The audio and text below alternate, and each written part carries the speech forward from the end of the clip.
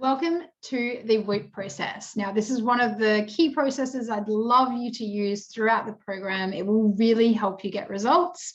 It's based on research and studies through New York University. And it's really simple. It's easy to implement, and it's something you can use over and over beyond this program. So what I want to do is introduce you to a concept called mental contrasting. Now, a lot of us have heard about positive feedback or positive thinking, and look, it's a great start, but what they're proving is that this alone will not get you results. So if you've ever done positive thinking, or that's got you moving, but it hasn't kept you going and seen your process through to the outcome, then this should really be a game changer for you. So whooping it up, let's have a look at the science. So when we're thinking about a desired future goal, like a wish, we're often told to, as I said, think positive. Now, thoughts and images about the future success can be helpful for knowing what you want, and they may lift your mood, but alone they will not change behavior. And it's this change in behavior that gets results. Now, counterintuitively, the positive thinking may actually be negative for your results. I know it's kind of hard to grasp and understand. We've all been there though. And it's because researchers in New York did this around things like weight loss, future financial success, exams, and the students actually got worse marks when they were just thinking positively. Now, they were finding that the more the person fantasized about the desired future, the less success they had. Now, the positive fantasy group seemed to believe that their work was already done, and it relaxed them and the energy went down. So even their vitals like blood pressure went down. Very interesting, isn't it?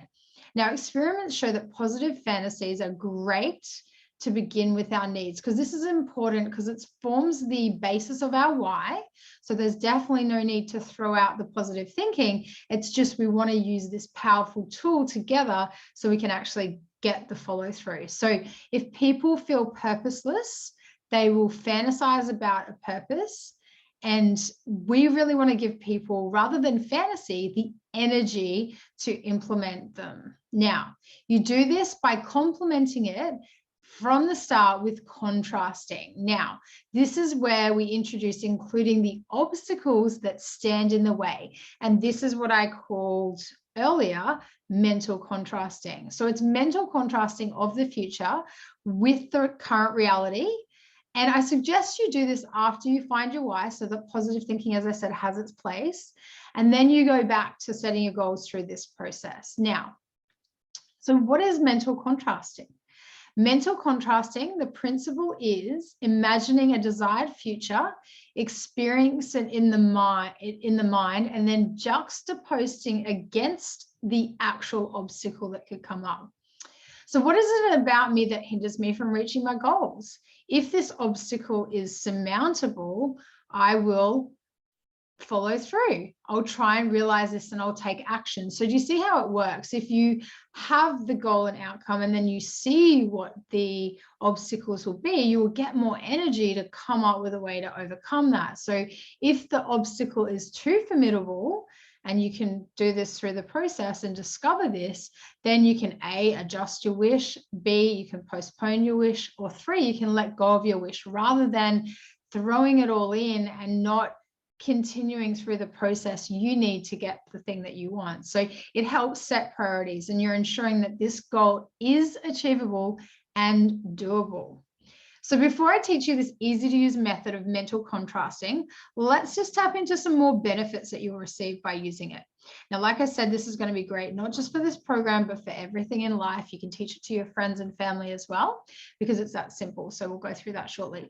Now, this has been researched in many groups for a range of desired behavior changes, taught to middle managers in hospitals for time management. They find making decisions becomes then easier. It's allowed them to set priorities. It helps in finding integrated solutions, so that win-win game. It's also been used with children, and particularly second graders with second language acquisition. It has helped with self-regulation of emotions, and it's assisted in areas of regret and resentment. So it's reduced post-decisional regret and less grudge holding. Isn't that fascinating? Now, there has even been a pain study, and it's helped with this. So does all of this sound like something you would love to improve on through one simple technique? Of course it does. So let's see how it works and how simple it really is. Now, WOOP stands for W-O-O-P, and you'll see why in a minute. Now, the first step, we look at W. So W stands for wish. What is your wish? A wish that's challenging but feasible. What is it? Note your wish in 3 to 6 words. Is it to have a body that you just feel great in? Is it to be the happiest relationship ever, or to be free in your purpose work? Next, we go to O. What is your outcome? What would be the best outcome of fulfilling your wish? So this is where we get a bit more tangible. Is that to lose 15 kilos? Is it to quit your job and start your own business or meet the man of your dreams? Write down the tangible measure of your wish. Note your best outcome in 3 to 6 words again. Now, imagine again. Use the fantasy and use your imagine and go into how it would be to have that. So this is where the positive thinking comes in.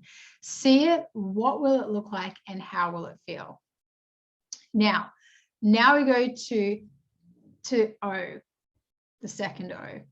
What is the obstacle? What is your main inner obstacle that holds you back from fulfilling your wish? Note your main inner obstacle in 3 to 6 words and go into the imagination of what is in your way. How is that in your way? What does that look like? Go into the emotion and the feeling of that as well. See what we're doing? We're contrasting. And then once we've done these 2 steps, we want to plan. So P stands for plan. What can you do to overcome your obstacle? Now, write your action or imagine your action and then write it down in 3 to 6 words. And then you could even post a sentence like this. And to tie it all in, if X was to happen, then I will. If I was to fall off the bandwagon, then I will. If I feel tired, then I will. If I want to give up, then I will. Now go into it and imagine in this once more. If X, then I will Y.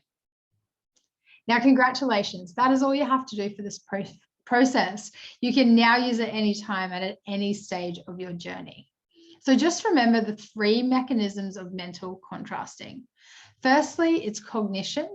So this forms a strong associative link between the future and the obstacle. So you can't lose yourself in the future. Automatically, this links the thinking area of the future and the obstacle, and then the instrumental means to overcome it and create a behavior change naturally and easily. It brings up what is outside the person's conscious awareness, triggers recognition of obstacles, and it becomes motivational. It gives you energy. Energy processes are activated, and then you take action. So you hop over obstacles by getting energy, your blood pressure goes up, and you're ready for action. And that's in response to these setbacks. So we process information in negative feedback and build it into plans for a positive future. This allows you to not take criticism personally, not take failures personally, not take slipping off the bandwagon personally, with therefore an increased capacity to use this feedback, criticism, or setback to move you forward. This is then tested and executed by non-conscious mechanisms. So they do actually work for you. See how simple it is and how powerful. Now you then get to change behavior automatically. How awesome is that? Now go and get your results.